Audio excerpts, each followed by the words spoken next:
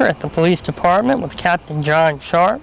On October the 3rd at about 7:30 p.m.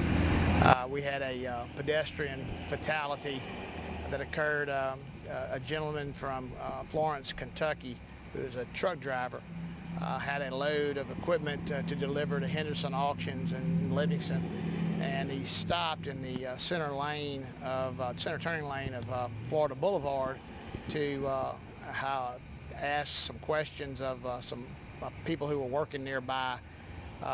He got a notepad out of his truck, and it was twilight, and he turned and stepped into the path of a westbound pickup truck driven by a young man from Denham Springs, and unfortunately he was killed instantly on the impact.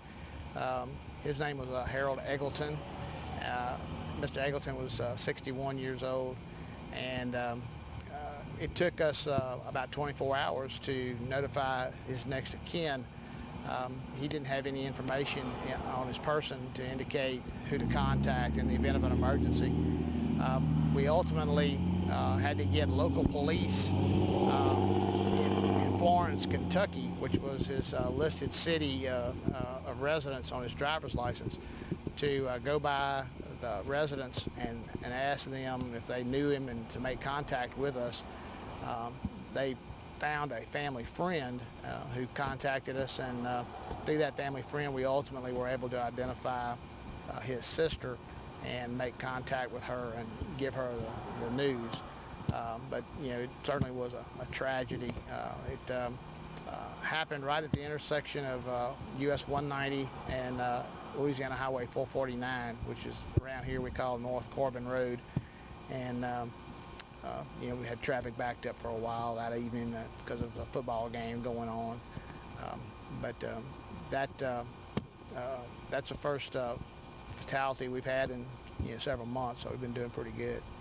Will there be any charges, or are you not at liberty to discuss for the driver of the vehicle? No, there's no reason to charge him. He was, the testing indicated he was completely within his lane of travel. Speed does not appear to have been a factor. It's not a well-lit intersection. We don't know why the gentleman parked where he did.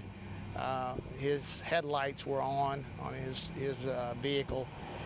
That may have had a part in preventing the driver from seeing Mr. Eggleton until it was too late to do anything about it. We're looking for Dennis Champagne. Dennis is 31, I believe. He's 5'7", weighs about 180 pounds, short brown hair, hazel eyes. We have warrants on him for 2 counts of robbery, a count of burglary, 2 counts of failure to register as a sex offender, and a count of battery. He's from north of Walker, and was arrested in 2003 on a charge of attempted aggravated rape and aggravated battery on his victim, and got a pretty substantial sentence. After serving 10 years, he was placed on parole and was released. We have arrested him a couple of times since then on various minor matters. Most recently in May for resisting arrest and battery on a police officer. On the day in question, September the 10th, he committed the 2 strong-arm robberies, meaning that there were no weapons involved, and then that started our quest to find him. In the meantime, we learned that the sheriff's office had not had determined that he had not registered as a sex offender or changed his address as he was supposed to, so warrants for that as well. Let me ask you this: the strong-arm robberies, where that occurred here in Walker? Yes, they did. Are you at liberty to discuss where? Sure. One of the robberies was at a local convenience store. He basically grabbed some items and pushed a clerk out of the way and left.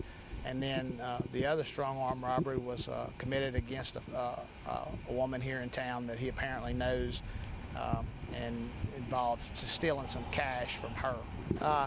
He was last seen on the banks of the AN17 River, as I understand it. We have had a multi-agency search going on for him since I think the 10th, and the last time he was seen was last Friday. I believe it was the East Baton Rouge Sheriff's Office had a quick track on him. It lasted a couple of hours and they lost him. The day before we had a lengthy search. I think it was 16 or 17 hours. That was in the area between the AN17 and the Capt River. And then earlier that week on the 7th, we had a search for him here in Walker. So we haven't seen him here in Walker since the 7th. We've asked the public if anybody sees him or think that they see him to don't try to make contact with him, or best thing to do is to get away and contact your local law enforcement authority, dial 911. We've responded to a lot of calls where people have thought they've seen him, and that's fine. We've not seen him in this area, but he does have friends and family in the area, so we're keeping a lookout for him. In early October, we had an officer, two officers that had stopped at the traffic signal at Walker North Road and Highway 190, and there was a pickup truck at the red light. When the light changed, the truck sat there and didn't move. So one of our officers got out to go check and see if everything was okay, and the driver and passenger were both asleep or passed out in the front of the pickup truck, and there was about a year-old child in the back seat. We were able to knock on the window and wake them up, and then we had a little excitement after that. When the officers got there and knocked on the window and told the gentleman to put the car in park because it was still in drive, and to exit the vehicle, when he did, he grabbed a plastic bag of a white crystalline substance and put it in his mouth, and also grabbed a hypodermic needle, a syringe. And as he exited the vehicle, our officers observed him do that, and were struggling with him to try to get him out of the vehicle. He was trying to stick our officers with the syringe, and they wound up having to wrestle with him to get him into custody.